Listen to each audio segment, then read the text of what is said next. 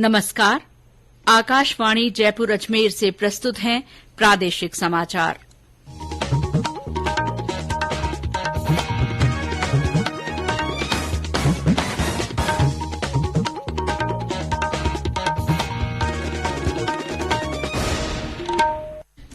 मुख्य समाचार। प्रधानमंत्री नरेंद्र मोदी ने रूस के राष्ट्रपति व्लादिमीर पुतिन से टेलीफोन पर बात की। कृषि और फार्मा उत्पाद तथा उर्वरक क्षेत्र में द्विपक्षीय व्यापार बढ़ाने पर चर्चा। वित्त मंत्री निर्मला सीतारमण ने कहा, जीएसटी कर संग्रह में लगातार वृद्धि। जून महीने में 1,44,000 करोड़ रुपए से अधिक की राशि प्राप्त। प्रधानमंत्री सूक्ष्म खाद्य प्रसंस्करण उद्यम योजना के 2 साल पूरे हुए। योजना 35 राज्यों और केंद्र शासित प्रदेशों में लागू। प्रदेश के कई जिलों में मानसून सक्रिय। राजसमंद के कुंवारिया क्षेत्र में बिजली गिरने से 2 लोगों की मौत। और प्रधानमंत्री फसल बीमा योजना के तहत प्रदेश में 3.5 वर्ष में बीमा पॉलिसी धारकों को 15,800 करोड़ रुपए के क्लेम वितरित।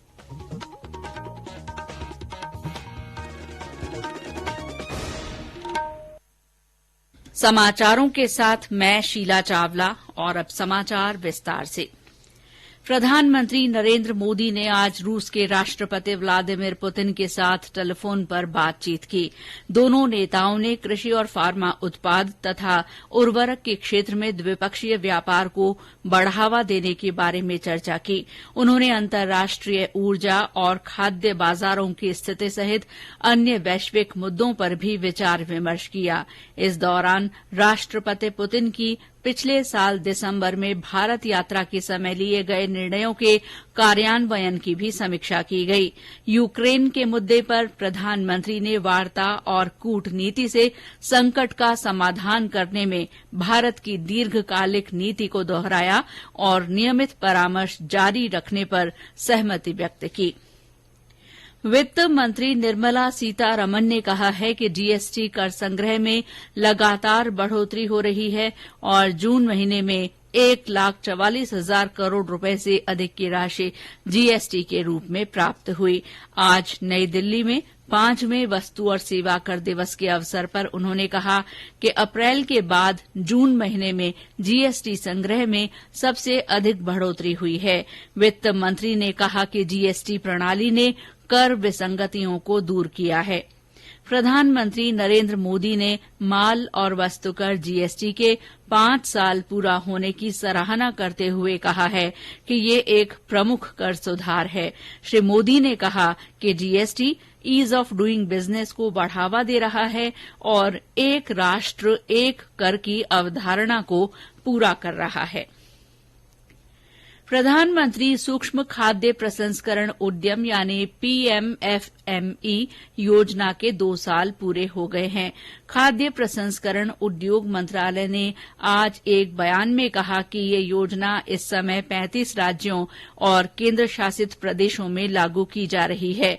इस योजना में खाद्य प्रसंस्करण गतिविधियों में लगे स्वयं सहायता समूह के हर सदस्य के लिए कार्यशील पूंजी और छोटे उपकरणों की खरीद के लिए 40,000 रुपए की वित्तीय सहायता की भी व्यवस्था की गई है।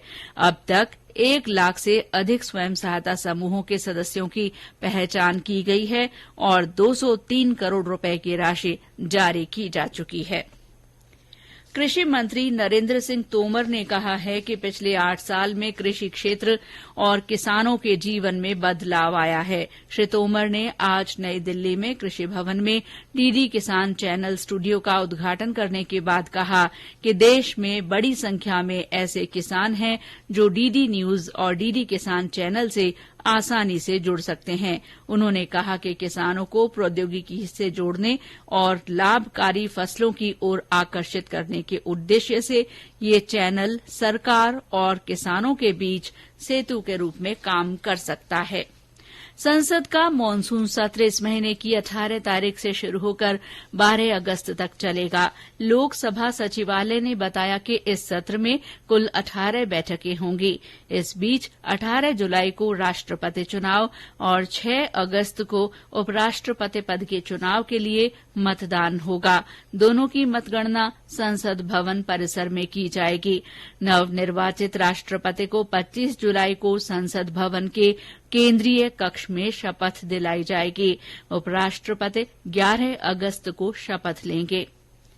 ये समाचार आकाशवाणी जयपुर अजमेर से प्रसारित किए जा रहे हैं। समाचारों में आगे बढ़ने से पहले ये संदेश।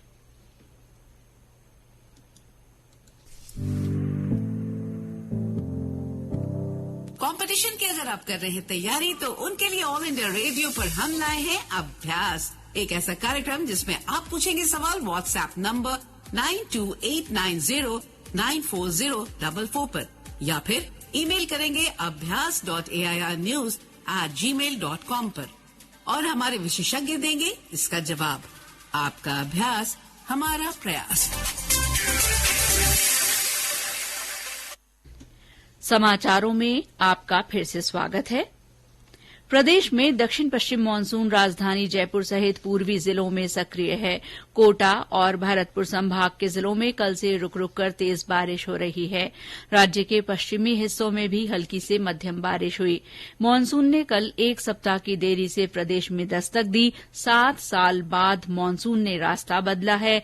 इस बार मानसून ने कोटा और उदयपुर के बजाय कोटा और भरतपुर के रास्ते प्रवेश किया है। राजधानी जयपुर में कल शाम से आज दोपहर तक अच्छी बारिश हुई। आज सुबह 3 से 4 घंटे जमकर बारिश हुई, जिससे कई स्थानों पर पानी भर गया। दौसा जिले में बारिश के दौरान कुमारिया पुलिस थाना क्षेत्र में खंडेल चौराहा के पास एक चाय की दुकान पर बिजली गिरने से 2 लोगों की मौत हो गई। मोटरसाइकिल पर सवार एक दंपति बारिश से बचने के लिए चाय की दुकान पर रुके थे। उनमें से महिला के पति और दुकानदार की मौत हो गई। बूंदी, बारां, कोटा, टोंक और अन्य जिलों में भी अच्छी बारिश हुई है। झालावाड़ जिले में हुई तेज बारिश से नदी नालों में उफान आ गया। परवन नदी में उफान से कई गांवों का रास्ता अवरुद्ध हो गया है। झालावाड़ जिले में बारिश का दौर जारी है। जिले के सभी क्षेत्रों में सुबह से रुक रुक कर बारिश हो रही है। किसान बरसात से काफी खुश हैं और खरीफ फसल की बुवाई में जुट गए हैं। जिले में सोयाबीन, मक्का, ज्वार, मूंग, उड़द और तिल की बुवाई की जा रही है। और ब्यौरा इस रिपोर्ट में। और जिले में और बुआई चल रही है। आप थर्मल प्लांट के आसपास जमीन लीलीछक होगी और अच्छी बारिश हो रही है। आप और आज भगवान की अच्छा उड़द बाया, मूंग बाया, मूंगफली बाई, चमला, भिंडा, ठग बाया और बगीचा में थर्मल प्लांट में आसपास खाद कारण खूब अच्छे ऊर्जा नाश पानी हो जाए। भगवान की कृपा से बहुत मानसून की अच्छी कैंप आया और आज तरह बहुत बढ़िया काम। श्रीगंगानगर, बीकानेर, चूरू, झुंझुनू, हनुमानगढ़ और अन्य स्थानों पर भी बारिश शुरू हो गई है। चूरू के राजगढ़ में सबसे ज्यादा 117 मिलीमीटर बरसात दर्ज की गई। मौसम विभाग ने आज अजमेर, भीलवाड़ा और नागौर जिलों में 1-2 स्थानों पर बहुत भारी बारिश का ऑरेंज अलर्ट जारी किया है। कई अन्य जिलों के लिए आज तेज बारिश का येलो अलर्ट जारी किया गया है। और अब आगे के समाचारों के लिए मेरे साथ हैं गौरव चौहान। सवाई माधोपुर के रणथंभौर राष्ट्रीय उद्यान और अलवर के सरिस्का बाग अभ्यारण्य में आज से पर्यटकों के लिए बंद कर दिए गए हैं। इनको 3 महीने के लिए बंद किया गया है। हालांकि इस दौरान सरिस्का के सदर और टहला गेट से 2 रूट पर्यटकों के लिए खुले रहेंगे। इनके अलावा अलवर बफर जोन में शामिल बाला किला में पर्यटक सफारी कर सकेंगे। रणथंभौर उद्यान के बाहरी क्षेत्र में जोन 6 से 10 के भी पर्यटकों की आवाजाही जारी रहेगी। प्रदेश में प्रधानमंत्री फसल बीमा योजना के अंतर्गत पिछले 3.5 वर्ष में अनावृष्टि और अतिवृष्टि के कारण फसलों में नुकसान की भरपाई के लिए 139 लाख फसल बीमा पॉलिसी धारकों को 15,800 करोड़ रुपए से अधिक के क्लेम वितरित किए गए। कृषि मंत्री लालचंद कटारिया ने आज जयपुर में ये जानकारी दी। वे 35 फसल बीमा वाहनों को हरी झंडी दिखाकर रवाना करने के मौके पर बोल रहे थे। इन वाहनों के माध्यम से राज्य के दूर दराज के गांवों और ढाणियों तक किसान बीमा पॉलिसी का प्रचार प्रसार किया जाएगा। कृषि मंत्री ने कहा कि खरीफ 2021 में 39,56,000 तथा रबी 2021-22 में 25 लाख कृषक बीमा पॉलिसियों का वितरण किया गया। बीकानेर में जिला कलेक्टर भगवती प्रसाद कलाल ने प्रधानमंत्री फसल बीमा योजना के 9 प्रचार रथों को कलेक्ट्रेट परिसर में हरी झंडी दिखाकर रवाना किया। ये रथ जिले की 9 पंचायत समितियों के गांवों में 20 जुलाई तक योजना का प्रचार प्रसार करेंगे।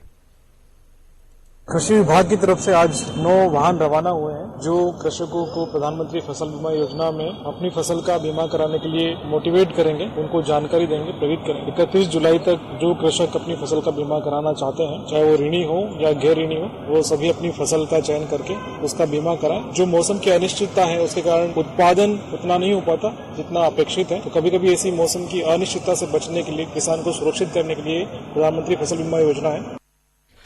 अलवर में जिला कलेक्टर शिव प्रसाद नकाते ने, श्रीगंगानगर में जिला कलेक्टर रुक्मणी रियार सिहाग, बूंदी में जिला कलेक्टर रेणु जयपाल ने और चूरू में जिला कलेक्टर ने फसल बीमा योजना के प्रचार रथों को झंडी दिखाकर रवाना किया। जिले की प्रत्येक तहसील के लिए फसल बीमा वेन कैंपेन को हरी झंडी दिखाकर रवाना किया गया। प्रधानमंत्री नरेंद्र मोदी ने मैन्युफैक्चरिंग दिव्यांग श्रेणी में दौसा की सुनीता गुप्ता को उद्यमी भारत कार्यक्रम में पहला पुरस्कार प्रदान किया। उनको प्रशस्ति पत्र, शील्ड और 3 लाख रुपए की राशि प्रदान कर राष्ट्रीय सम्मान दिया गया। श्रीमती सुनीता ने बताया कि ये पुरस्कार मिलने पर वे काफी उत्साहित हैं।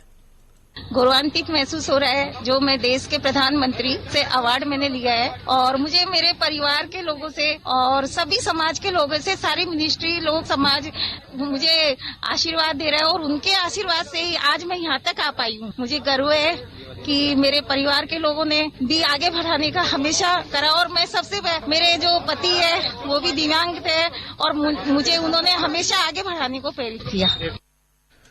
राज्यपाल कलराज मिश्र ने आजादी के अमृत महोत्सव के तहत आज राज्य भवन में राजस्थान संस्कृत अकादमी तथा राज्य के कला और संस्कृति विभाग की ओर से तैयार वैदिक सूक्त आधारित 7 पोस्टर्स का लोकार्पण किया।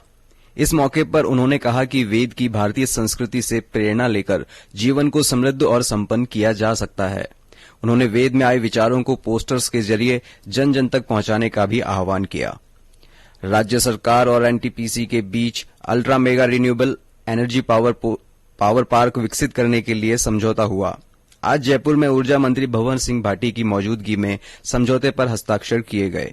प्रस्तावित पावर पार्क की क्षमता 10,000 मेगावाट होगी।